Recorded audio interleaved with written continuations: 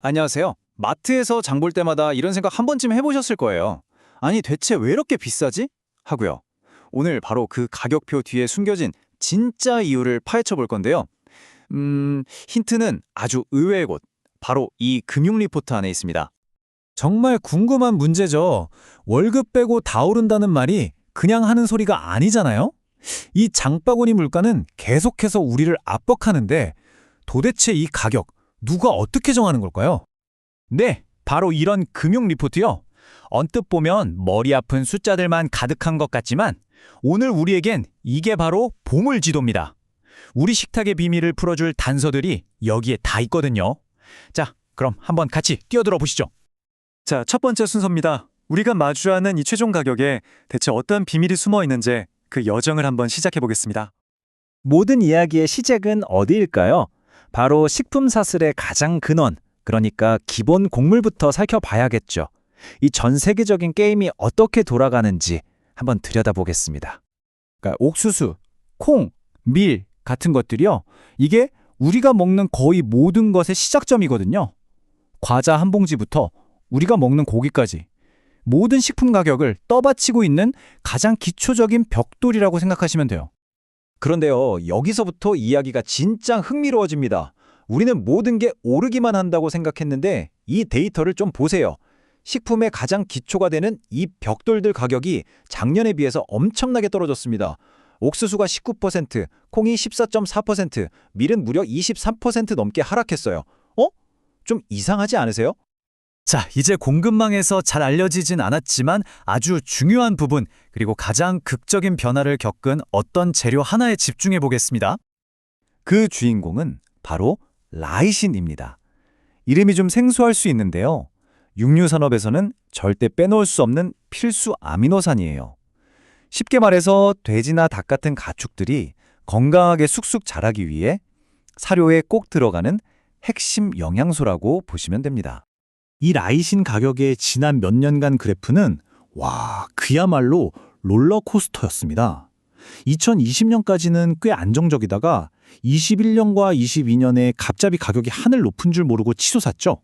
하지만 그 후에 23년부터는 정말 믿을 수 없는 속도로 공급악질 치기 시작합니다. 그리고 지금 그 결과가 바로 이 숫자입니다. 마이너스 40.5%.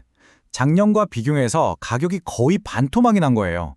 아까 봤던 곡물 가격 하락은 사실 비교도 안 될 만큼 이건 뭐 엄청난 폭락이죠.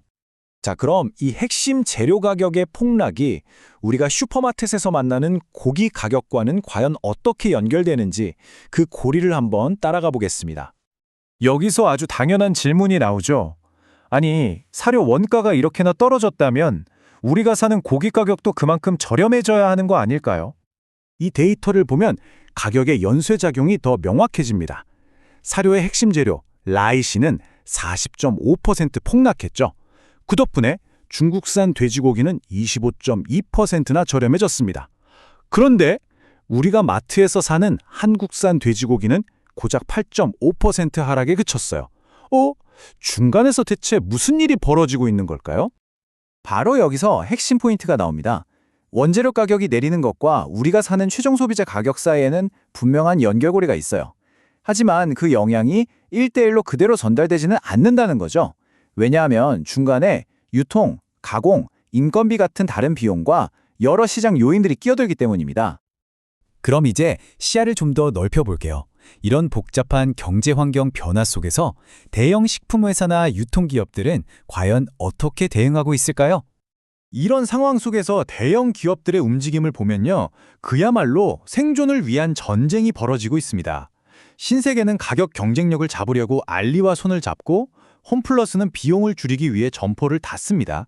그런가 하면 더본 코리아나 쿠팡은 아예 새로운 시장에서 돌파구를 찾고 있고요. 신세계 푸드는 미래를 보고 대규모 투자를 단행하죠. 모두가 낮아진 원가와 더 치열해진 경쟁이라는 현실 속에서 각자의 답을 찾고 있는 겁니다. 자, 곡물에서 시작해서 우리 동네 식료품점까지 이 기나긴 공급망을 함께 따라와 봤는데요. 이 모든 게 결국 여러분 우리에게는 어떤 의미일까요?